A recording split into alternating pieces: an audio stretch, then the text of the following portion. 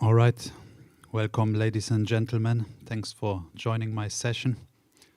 So last year I was talking here about Web3 is alive, and now I'm talking and showing how Web3 is actually ready to scale into the 99.1%. So how does it work? It's with the human layer. Our company, it's called Bonuz. It's an infrastructure software development firm, and we created the outcome infrastructure for human systems. So when I showed this to Vitalik Buterin in 2024 outside the ECC Belgium, when I met him, he said it's the most complete Web3 product he ever seen.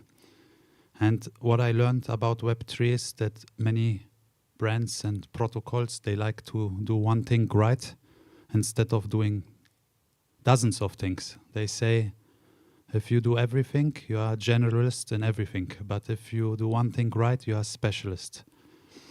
But I disagree with this, because at the end of the day, they are not so complicated use cases, and they're also Swiss knives in the real world, and they work also for many utilities. So adoption is not the problem. The people are all there, and we have 8.2 billion humans in the world. We have 6 billion people who use the internet, and of these people there are like 716 million crypto owners, which is almost a bit more than 10%. But out of these users, 40 to 70 million users are really daily active users, unique, which use Web3 through a self-custodial solution like MetaMask, Trust, Phantom, or some of these wallets. And this is all numbers based on the crypto report, the wallet report from A16Z Crypto and from Wallet Connect. Sorry, not Wallet Connect, Dune Analytics. So in Web3, people are often asked to leave existing systems, and this approach also kind of fails, especially for the users who are new to crypto or the complete newbies who don't even understand how a seed phrase works, that they have to have gas fees to transact certain items or do transactions.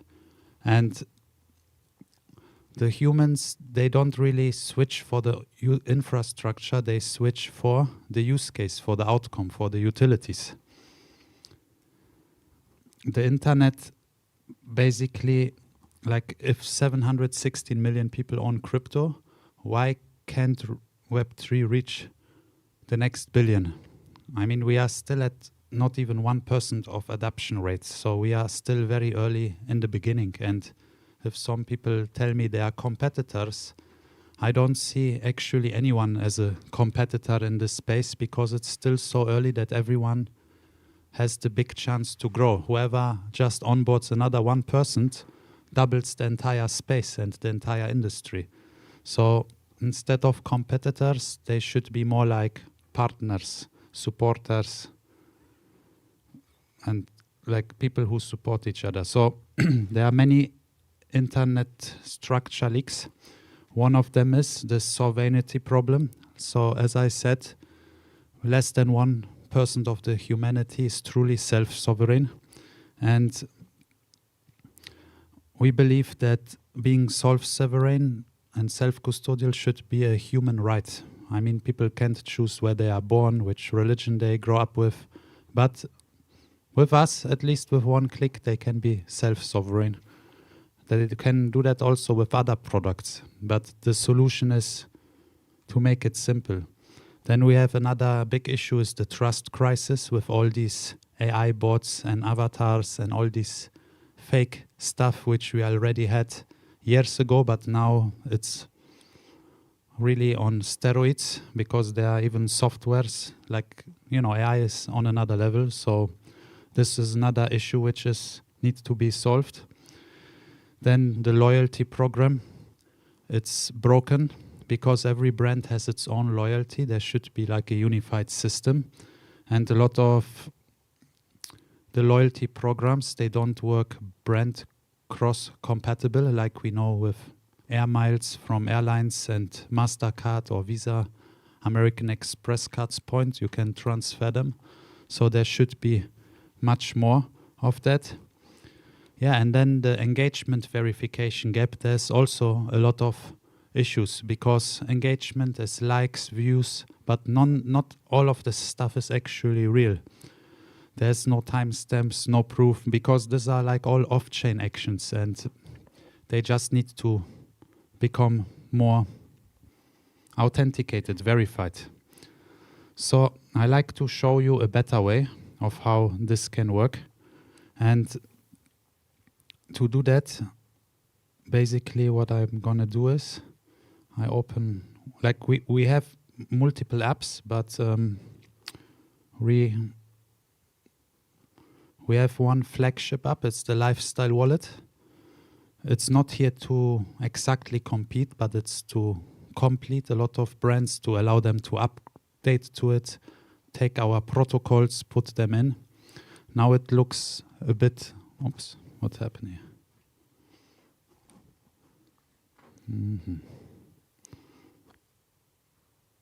Okay.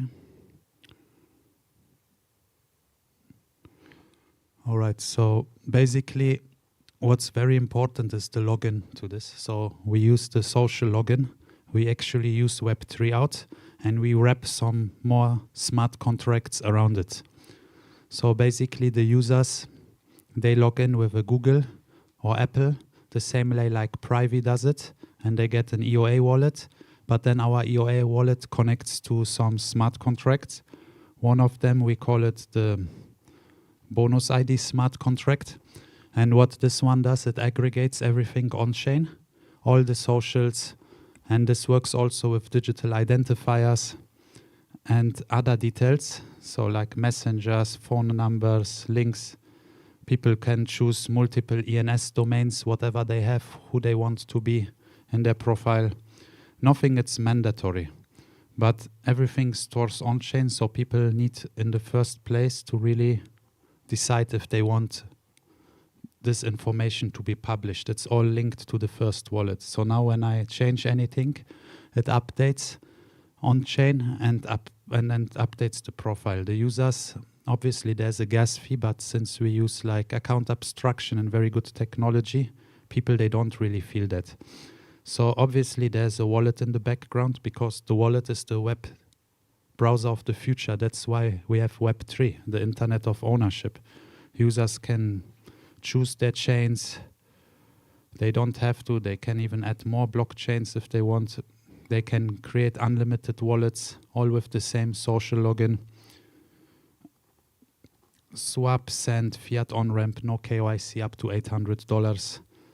We have all these features, very easy, but the most important thing is the onboarding and that people don't feel actually that they are in a complicated app. So one of the widest protocol, it's good, this on-chain ID, because we use it to validate actions. Because as I said in the beginning, we are outcome infrastructure for human outcomes. So now I can scan something. So let's say I'm going to an event. And let's start with something simple. This is a restaurant. It's called Fish Hut. It's in Dubai. So now if this restaurant becomes our partner, they can go to our brand dashboard and create a quest.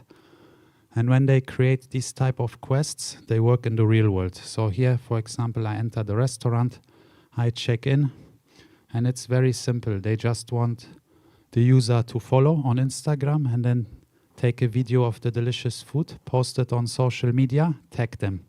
And once this happens, our system will check if it actually happened.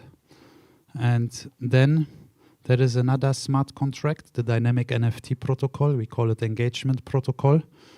They are only our NFTs, so they could be vouchers, passes, proof of participations, memberships, subscriptions, loyalty cards, stamp cards, every legacy product, you know, from 50 and 100 years ago, which was on paper. We have it not just digitally, we have it on-chain. So it's editable. Users never pay gas. They never will understand that they are even on-chain. So in this scenario of the restaurant, I did the story. Now I get a 30% voucher. Maybe if I have more than 50K followers, I get more. If I have less than 10K, maybe I get 10%. But at the end of the day, every human has value, and every human should have a chance to participate in the economy. And that's very important, in my opinion, and scalable. And this stuff is not just limited to, it's not just limited to like,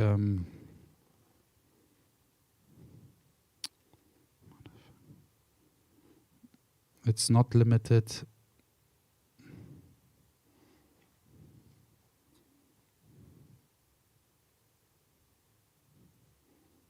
Okay.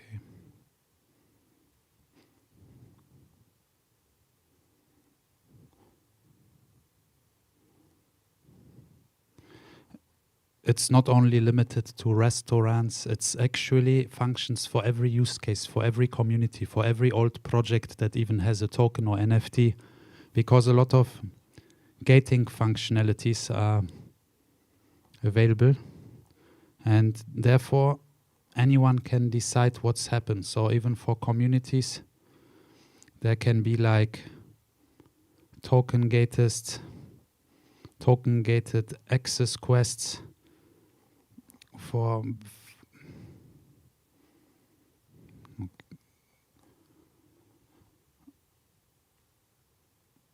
full screen. All right, we are back.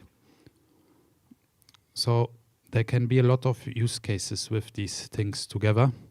And this is also available as an SDK. So for example, if there is a dApp which wants to, for example, I have here some premium vouchers platform. So it uses the same infrastructure, but then it gives the user only one, item, and that's the entire product, which means that with our, already? Really? Okay. Okay. All right, so let's finish the presentation. We are actually pretty much on the beginning.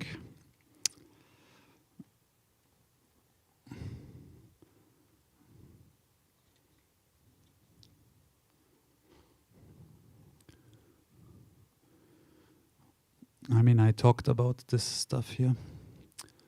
So I guess the industries in the future, they are big. There will be a lot of profits able to come in.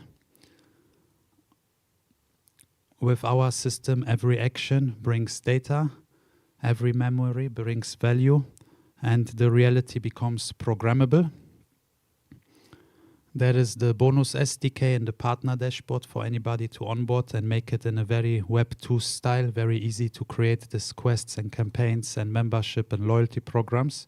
This is what we're doing now from April starting. And yeah, there is also a struggle in this industry. So when you build something really sophisticated, then other brands come and they want to buy you, to acquire you. They want line stakes. I don't know why, but it's really hard for us to find angels. And we actually don't want to even deal with VCs because I found last year I got 76 after speaking here, but they need to follow mandates. They can't take decisions. So the Web3 isn't just alive, it's ready. And I invite everyone, if they like, to join us, to build on us. We have an SDK. We will be open source very soon. And I believe that we can set a new narrative in this space. And thank you very much for coming and listening. Thank you.